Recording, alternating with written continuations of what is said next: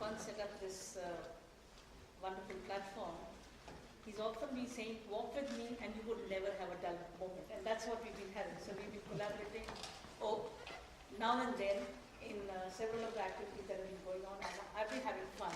And I hope we have a session that I enjoyed as much preparing as you would have. So this is not a very academic session in that sense, in the sense that we are trying to say why should we focus on entrepreneurship while in school, because it's my firm belief as a student of marketing and as a student of business, that if you catch them young, you can inculcate the right kind of attitudes among people, which would then help hold them in good stead when they begin to create wealth and so on.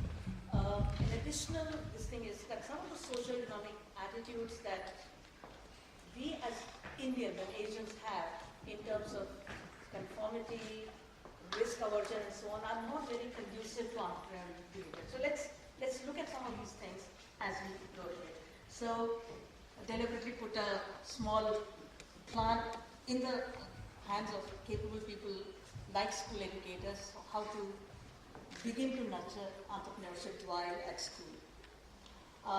There's a classic debate that always goes on. We talk about it when I first entered my MBA program way back in 75, are managers born or made? Similarly, entrepreneurs, are they born or made? So we have, it's not an accident that you have the glorious community of Marwaris. I grew up in Rajasthan and was surrounded by all these people. Wherever they go in the world, they prove to be, they break ground, they create new opportunities. You go to South Africa, you go to London, East Africa, difficult places.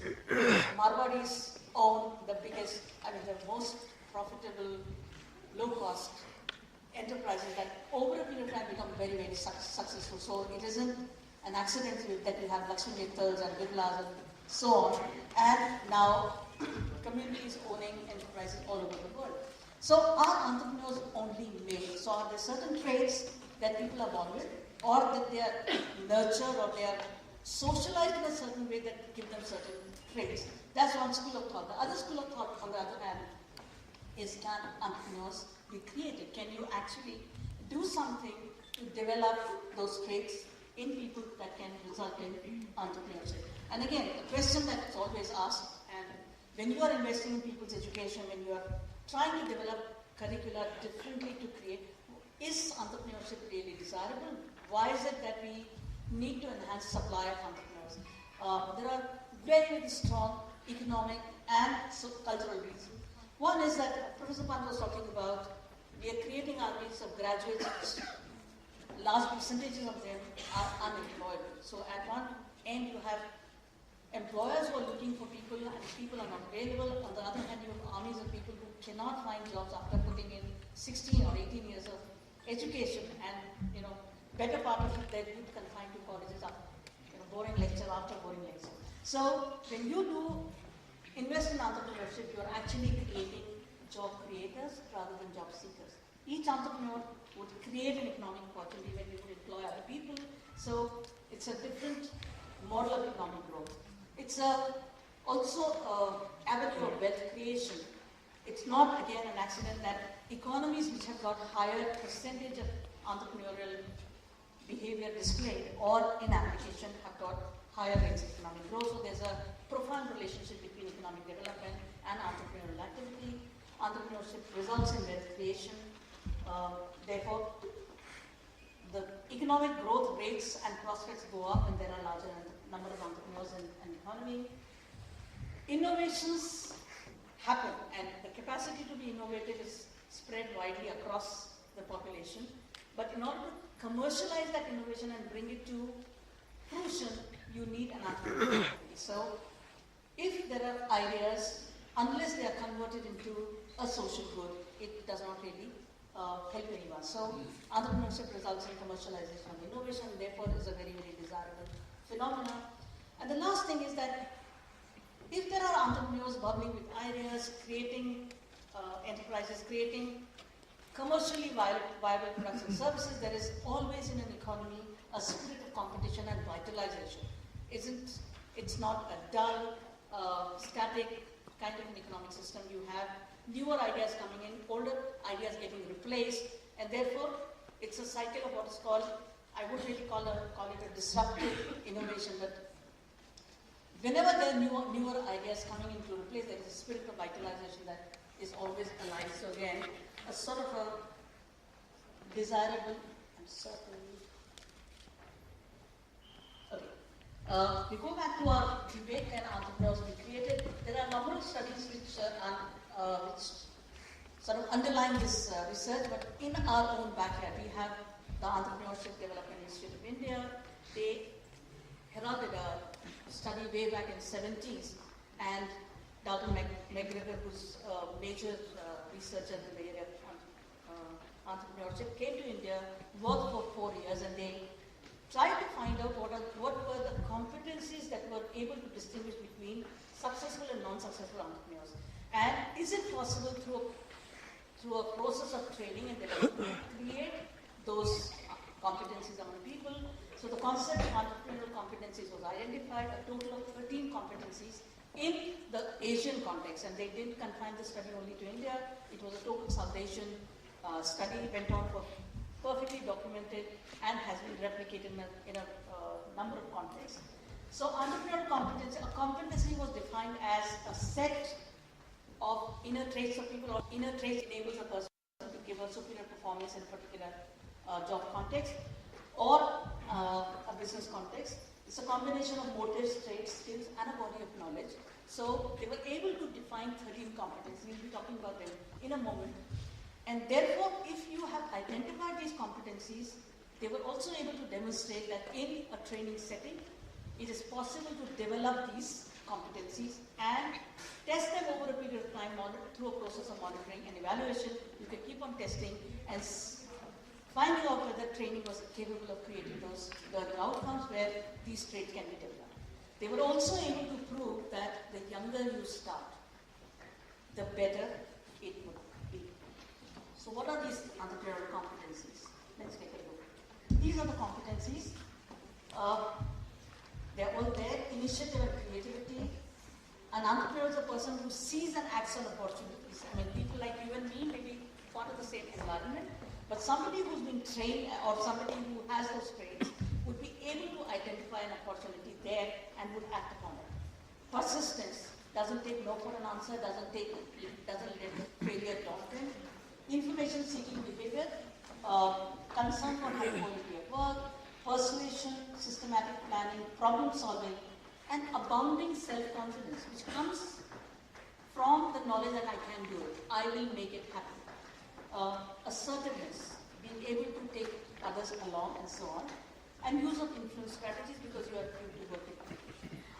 When I was looking at this, I was also amazed to go back and see how much of this is in common with the 21st century skills that have been identified.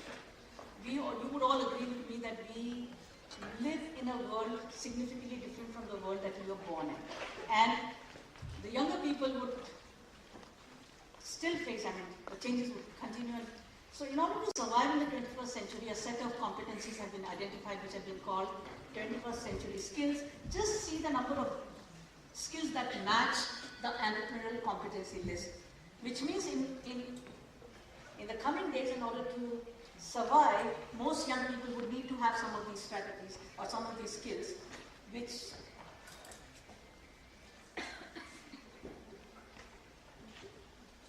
21st century skills are critical thinking and problem solving, common with creativity and innovation, decision making and learning, constantly learning because the world is changing, and in order to have a degree of fit, because the fund was indicating that competencies that used to be enough to let us survive and prosper are no longer enough because the world has changed so much. So constantly learning. Communication and collaboration, you can't go it alone because you would have to have skill sets which complement each other in a group situation. Self-direction and social responsibility. And the last, which is not part of the entrepreneurial competency because these were identified some time back, quite some time back, 30 years now. So technology fluency and ability to work comfortably with technologies as they. Now, if you are talking about entrepreneurial competency, we're also talking about the role of training to develop these. And if it's, so we're talking about it's desirable to increase the supply, because if we talk about entrepreneurs can only be born, then the supply will really be limited. If we, on the other hand, believe that they can be trained, then we can take positive steps in increasing the supply through a process of training and development. But where do we locate entrepreneurship education? If you look at the Indian scenario, if you look at how do we do entrepreneurial training at the moment, you would find that most of the time that entrepreneurship education, if you look at the scenario around you, it's post-secondary. It's either as part of your college education, part of your MBA program in business schools. We have at the Indira Gandhi National Open University looked at one of the largest management programs, and entrepreneurship education was one of the electives at the specialization level. So at that level, we also have entrepreneurship in technical and vocational colleges. So you have engineering colleges which train you, or polytechnics which train you in a particular trade, and then give you what is called a capstone course on entrepreneurship to develop your skills of setting up an enterprise in that. Therefore, if you go back and look at the competencies that we've talked about, things like creativity, innovation, risk-taking, abounding self-confidence, problem-solving, initiative, persistence. Is it possible to look at these traits and inculcate them at a post-secondary college graduate, postgraduate level, or is it too late? So is it, the question that I would like to ask, is it too late? Have we, let people's attitudes and traits develop, or have gone through a whole series of conformity creating behavior, and then you're trying to put some of these inputs into them? Is this too late? Again, try to ask yourself, you know this system much better than I do. Is the present school system, does it really provide for entrepreneurial competency training? Do we provide for, do we inculcate, is the environment conducive for creativity training, innovation, training in innovation, training in problem-solving behavior, or is the system geared more towards conformity, beating the existing path, and so on?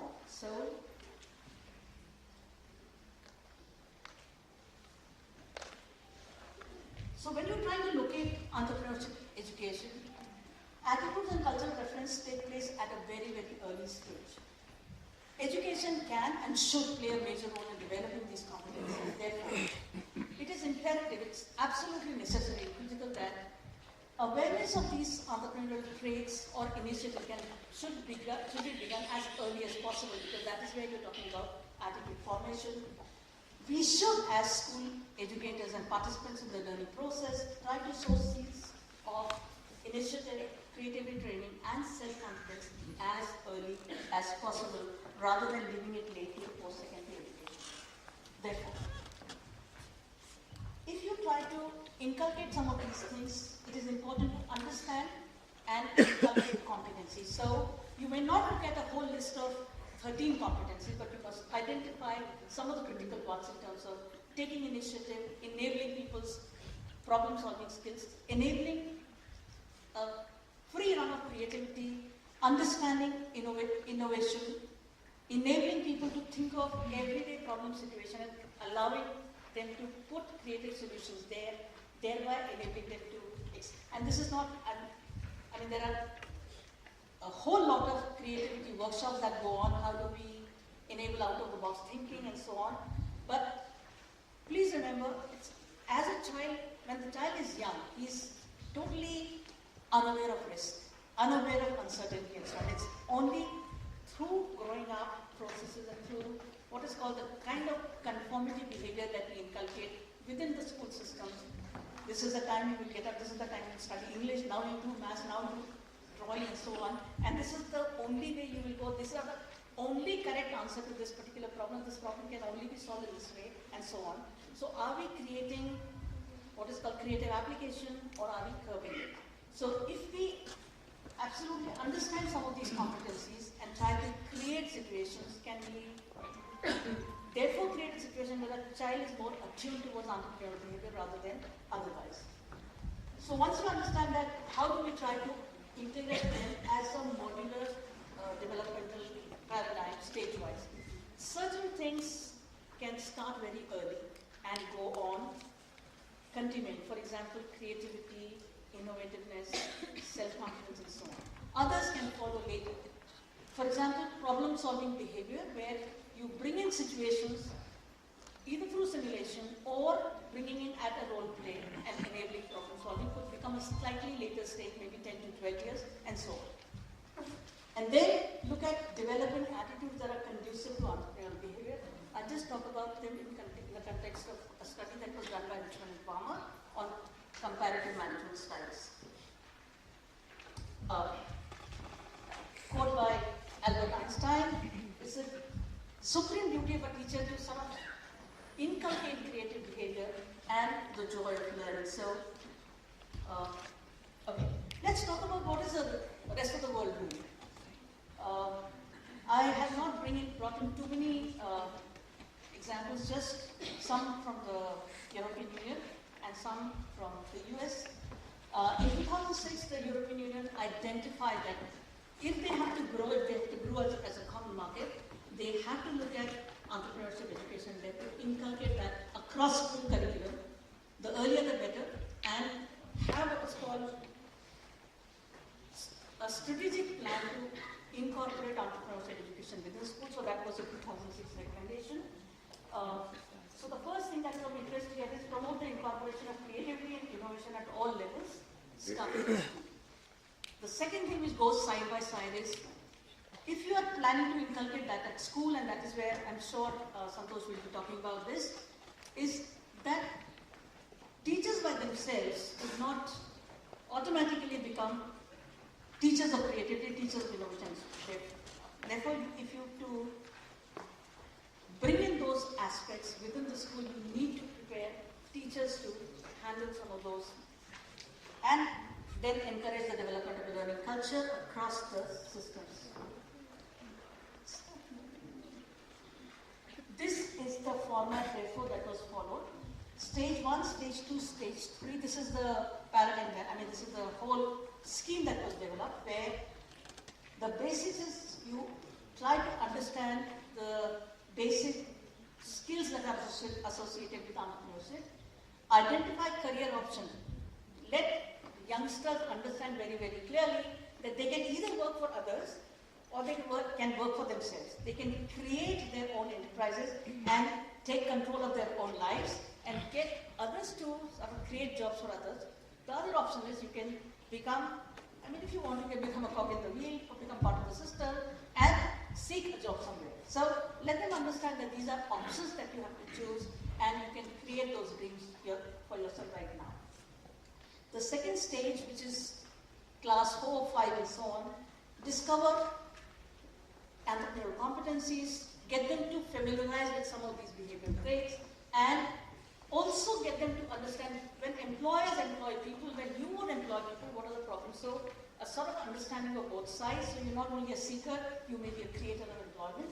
And then at the third stage, which is class 8 onwards, learn these competencies and practice them. Apply specific occupational training. So if there are some interested people in terms of services or manufacturing or technology, try to look at some of those training inputs and learn how to create new businesses through simulation parks, through ideation, and so on. So, and then maybe a job experience after school, or let's say as they get into college and so on, then options of becoming self-employed and so on. So till the school level, you're preparing what is called a very, very fallow ground on how we can get into entrepreneurial behavior. Okay, this is a bad slide. You said there's too much information there, but I just wanted to put all the international experiences in one place. Austria, for example, became the first European Union country to begin integrating entrepreneurship education in school curricula, and they created what is called this was created Europe-wise, which is a European business competency license. Competencies were identified, and people were then, right from class 4 onwards, the training towards certain attitudes, competencies suited to entrepreneurship and all was stuck. This began way back in 1993. Finland began the experiment in 1994. They also incorporated entrepreneurship education across disciplines. Earlier, you would have found some business skills training in the commerce discipline, but this began entrepreneurship within sciences, within technology, within humanities and so on. So it was a newer experiment that was there, and it has been going on. They also created a practice enterprise center where people could bring in their ideas and after school have this kind of a ideation workshop where they could practice some of these things. France, unfortunately, entrepreneurship education to this date has not become part of the regular school curriculum. However, they have what is called regular practice of business week, where after school hours people can practice some of these things and so on. Germany, there's a project that started called Junior Project, which has become a very, very widely accepted project. It's where students as young as 13, 14 are given or are participating in what's called mini enterprise projects, where they identify what is it they want to do, how would they do it, set up enterprises and try to run them as a simulated exercise. Spain formally implemented the incorporation in the school curriculum in 2006, aimed at the age group of 12 to 16 people were. And Spain, because this is sort of they're trying to promote what is called an export and international business-based economy. They enable these students from 12 to 16 to start up import-export enterprises and enable them to connect with people in other countries. Those are also student enterprises, and under the guidance of mentors within schools and bankers, they carry out these activities. Sweden, in 2009, took up a reform of the secondary education system, and that is where they tried to incorporate entrepreneurship education. Their way, of course, was bringing up a strong collaboration between school and industry, where people get what is called face-to-face interaction with industry leaders and so on.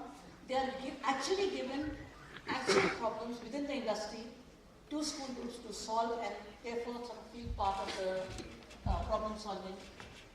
US, the journey started very early. In 1919 or so, trailblazing entrepreneurs like Henry Ford, Sears and so on, they set up a group and they said, we would support after school hours training for innovation, creativity, business ideation and so on, because that's where business ideas come from. We did not get a formal training, but we would lead others to sort of have a free flow of ideas and so on, and that has been going on. So it's a fairly strong movement there, started very early. They recognized that the way to economic development in this country would be so. This is called the Junior Achievement Program, and it's going on. There are several other programs, and a lot of industry money comes into entrepreneurial training at the school level.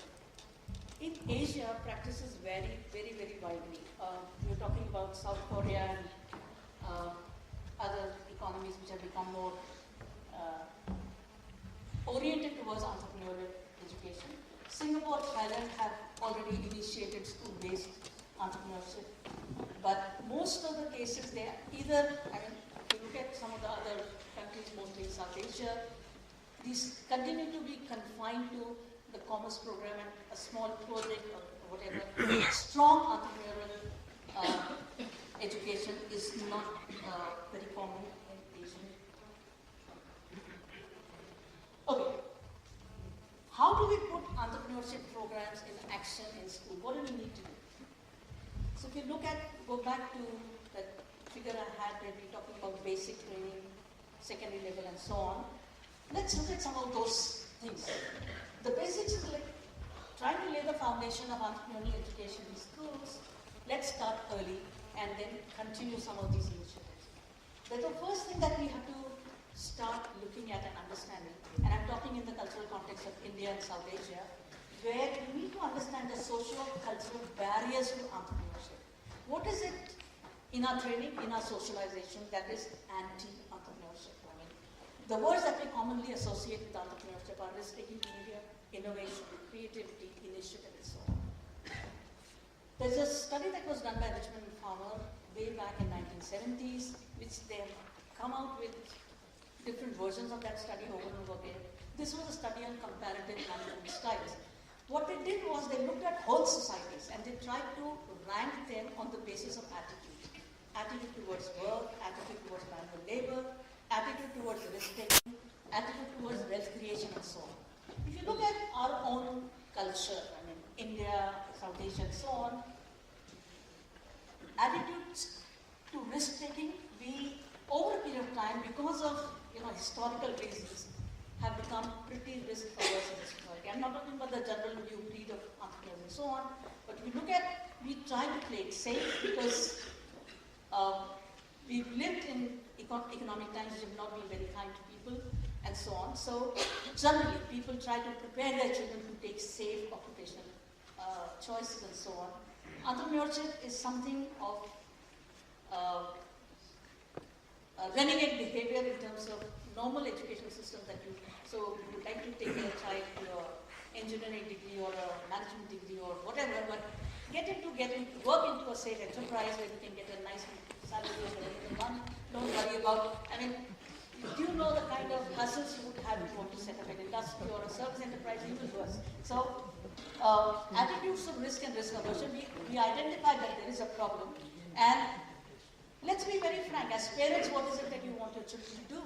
So, if you yourself have made those choices and try to sort of inculcate that behavior into your children, so that is a sort of a barrier to entrepreneurial behavior. School educators need to identify that these are socialization processes that Indian children go through, and therefore, how do we counter that?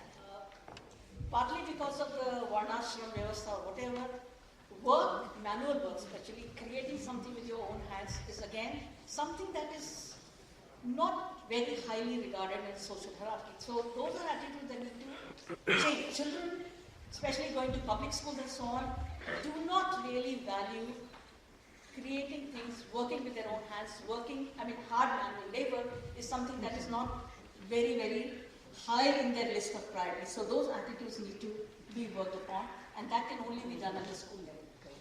Motivation, especially achievement motivation, and is something that needs to be inculcated. So how to celebrate achievement to people?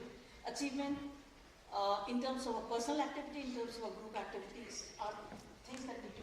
And this is all part of it. And this is something that I've always enjoyed going back to, how the rating of societies has changed. Over a period of time, how do societies change in terms of their attitudes?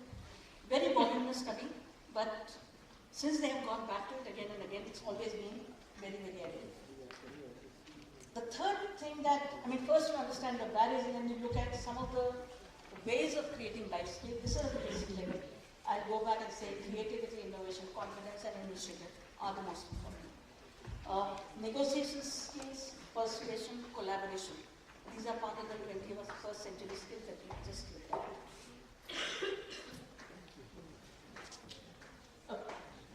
Once we identify that these are barriers and these are things that we need to do, how do we build the structure and put things into action? Of course, having identified the entrepreneurial competencies, and these are now fairly detailed in the sense that what does each competency mean? How does that competency get measured, and what is the process of inculcating that? So specific competencies can be identified, but important thing is to create an awareness and sort of nurture them through a system of practice. The second level of putting entrepreneurship education in practice is ideation. Let people look at ideas as solutions to existing problems in life. So you're not getting enough water supply at home, what could possibly be solution? So you got late coming to school because of a traffic situation. What possibly, if you were the Lieutenant Governor of Delhi, so constantly put them to a problem-solving situation and so on. So ideation. The second is opportunity sensing and identity. Every opportunity, every problem is an opportunity for action. So if you were given the carte blanche, what is the solution you would find? And out of these, can we think of a socially productive or a commercially productive idea? Therefore, can an enterprise idea generate it? how do we constantly, therefore, inculcate problem-solving behavior instead of looking for one correct solution? Can we look at several solutions? Can we look at a sensitivity analysis? Can we, therefore, try to find out what could be possible solutions to one single problem? Apart from that, constant practice of creativity and innovation, therefore, looking at different business ideas, developing business plans, getting bankers or other people to come and punch holes in those business plans and getting the students to defend those business plans, managing risk, creating a risk situation for them, creating an environment of uncertainty and allowing them to manage those risks through simulation and role play. So these are some of the things that need to be incorporated in the school syllabus. And how do we do that? We will just talk about it in terms of a core curriculum and an elective curriculum. And then building up an exposure through interaction and collaboration with the industry, right? Industry has an interest in creation of good future business leaders because that is what they will be thriving upon. So getting them to interact with the students. Okay. Once we understand that there is a set of basic skills, life skills, there is a set of competencies that need to be developed, there's a need of process. Setting up a business, opportunity identification, business planning, and so on. So there are 2 or 3 building blocks. So developing these building blocks and setting the modular integrated curriculum. What are the skills we need to look at the elementary level, at the class 2, 3, 4, 5? What are the skills that we would like to focus on as in the 10 to 12, 12 to 14 group and so on? And where do you get students in the secondary school? Therefore, wherever the curriculum that we look for entrepreneurship education, and I've been teaching entrepreneurship for 20 years now, at different levels, also going to adult women, trying to look at how do you enable women to become good entrepreneurs, and across regions. Done that in Asia, done that in Africa, done partly in East Asia as well. So wherever you look at curriculum for entrepreneurship education, you will find that there is a standard component. For example, what are the life skills? What is the environmental scanning that you have to do? How do you identify opportunities and convert them into a business idea? How do you do business planning? How do you do enterprise creation? And once you've created the enterprise, how do you manage it? So this is a standard curriculum of any entrepreneurship program. Some of these can be done at the school level. The enterprise creation and management would have to be done post-secondary. However, the greatest opportunity that schools in India and people like you have is to create value through a variable component. In each region, look at your own locale, look at your own region and so on. While schools can have a standard model curriculum where they can look at some of these competencies and so on, the greatest icing on the cake can be created through creating a specialized knowledge of your own region, of your own locale, of the opportunities that exist in your area. And that is something that I personally feel should be done collaboratively. Good schools can collaborate together, divide or practice what's called allocation of sectors. Some can work in, let's say, the service sector, some can work in hospitality, some can work in manufacturing, some can work in technology-related entrepreneurship and so on, and develop what are the major opportunities in this area, what is the information you need, who are the people that you need to connect to, who are the people who've done work here earlier, what are the failures in this area, how do you learn from these failures? So each set of schools works on a specific area, they collaborate, build that together, and completely share that information. So you bring in what is called, through your own work, within school, within your own area, you build up what is called a regional specialization, which can then be shared with other schools in other regions. So I think this is the time that we need to learn to collaborate, partner, and create what is called a very, very valuable information base or knowledge base for people to begin to take entrepreneurship really seriously, because you now have the knowledge base within your own schools to look at various career options in different sectors, choose your own sector, and you have information there. So practice allocation of sectors. Each school works on a certain focus information area, creates awareness and networks, and then learns to share all of this together. We are in the era of open education resources, so all of that becomes collaboratively available.